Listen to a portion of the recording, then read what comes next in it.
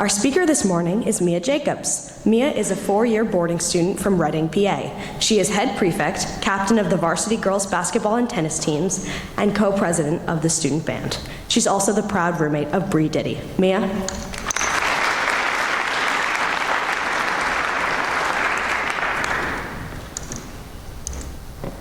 Growing up, I had over 50 stuffed animals. In the corner of my room sat a large, overly filled basket where they resided. Every night, when I went to sleep, I gathered 10 of them to sleep in bed with me. The 10 that were in bed with me the previous night went back into the basket to wait their turn. This rotation continued on for several years. You must be thinking, Mia, why on earth would you do this? Well, the answer is obvious. I did not want any of them to feel left out. People pleasers often struggle with saying no to others, taking on extra work even if they do not have the time, overcommitting to plans, saying they are fine when they are not, avoiding disagreeing with others, and not voicing their honest opinions. These tendencies began for me when I was a young girl. I wanted nothing more but to make my parents, teachers, friends, and apparently stuffed animals proud. Mr. Canosa often prompts my advisory with a question for us to discuss during the meeting period. I vividly remember one he provided our group with this October. He asked, if you had the attention of the entire world and you could say one sentence, what would you say? The first thing that came to my head was, stand up for yourself, which I instantly shouted out. Stand up for yourself. The word no, according to Google, is the 93rd most commonly used expression in the English language. However, I believe the word should be higher on the 1,000 word list. It's only 2 letters, but it holds an immense amount of power. It is easy to pronounce, yet for some, it is extremely difficult to say to another person. People don't often say the word no because they are afraid of how they'll be viewed. Usually, it's because saying no means you are telling someone something they don't want to hear. This mindset needs to be shifted. When discussing this particular topic with Ms. McConney, she assisted me in formulating a crucial idea.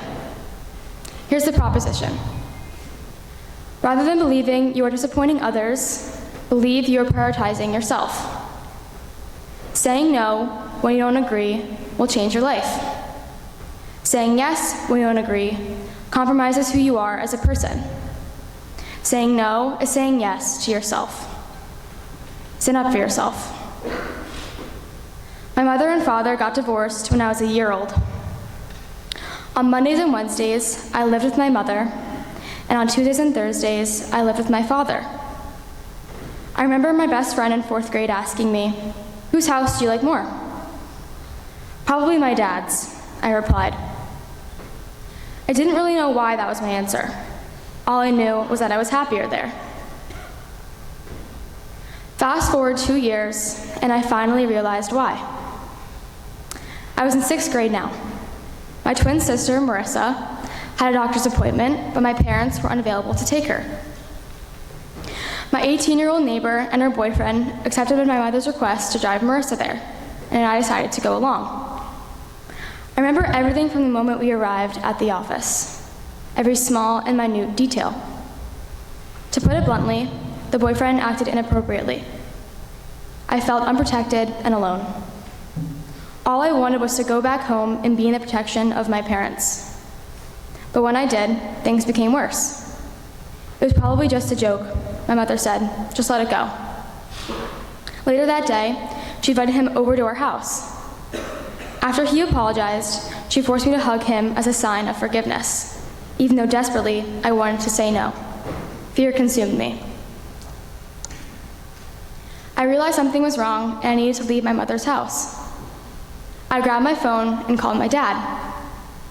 He was away on a trip with my stepmom, so after I explained the entire situation, they called my grandfather to come pick me up.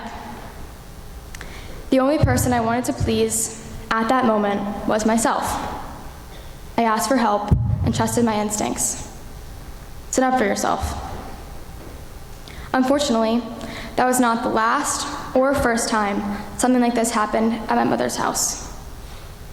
When I turned 13, my twin sister and I had a conversation with our father. In the end, we told him we wanted to live with him full time. We decided we were going to go to court for my father to fight for full custody. I wanted to guarantee that I would no longer have to live with my mom. So, my family and I researched boarding schools. We found Hill, and I began the application process. On March 10th, 2020, I got accepted. I can easily declare that it was one of the best days of my life. The amount of relief I felt when blue confetti exploded across my screen is unquantifiable. A month before arriving on campus, third form year, we went to court. My sister and I had to speak to a judge and respond to my mother's attorney's questions. It was scary, but our happiness and safety depended on it. Fortunately, my father won full custody. If I had said yes instead of no, then my life would have been different. I would have never attended Hill. My sister and I would have never been able to live with my father every day of the week. I would have never felt safe, secure, or truly like myself. Saying no takes courage, but a small moment of uncomfortability is worth it for a lifetime of happiness. Stand up for yourself. Maybe your waiter will get your order wrong. A friend will say something disrespectful, or you are in a group project with people that make you do all of the work. No matter the circumstance, whether big or small, use your voice. Trust me when I say that it is easier said than done. In fact, I'm still learning how to say no to people today. On prom day last year, my best friends and I went to get our hair done. When my hairstylist was washing my hair, she told me, "You really need a haircut. Do you mind if I give you a trim?" My heart began to race. "Sure," I said with instant regret. I didn't want my hair to be cut at all. After she was done cutting away, she held up a mirror to show me the back. She had given me layers, terrible and extremely uneven layers. My heart sank, but I gave her an incredibly fake, "Thank you so much, I love it." I ran to the bathroom and began to sob. I knew I should have denied the haircut, but I didn't because I was afraid of saying no and somehow hurting the hairdresser's feelings. Stand up for yourself. I debated for months whether I wanted to give this chapel talk or not. Was it too heavy? Would this even help anyone? What repercussions would I have to face? As this chapel talk comes to a close and the many weeks of practicing, writing, and discussing show itself to the finish line, my hope is that one person in this room walks out of here with a shifted mindset. As they walk up the hill to their next class, they will brainstorm ways to make a positive impact on their life. They will think about that specific situation or person they need to stand up to.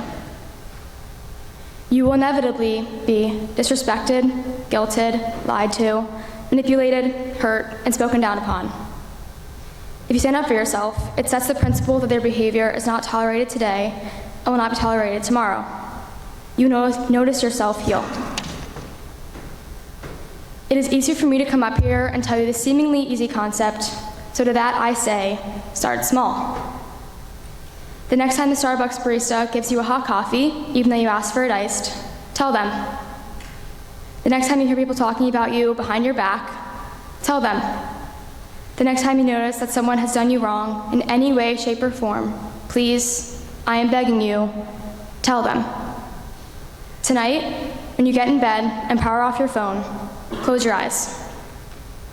Reflect on how you can say no to others and yes to yourself. Choose self-respect. Choose to advocate for your wants and needs. Choose to prioritize you. It will change your life for the better. You have the pen that writes your story. Don't let someone write it for you. And so, Mr. Canosa, by the attention of the entire world, I would say, stand up for yourself. Thank you.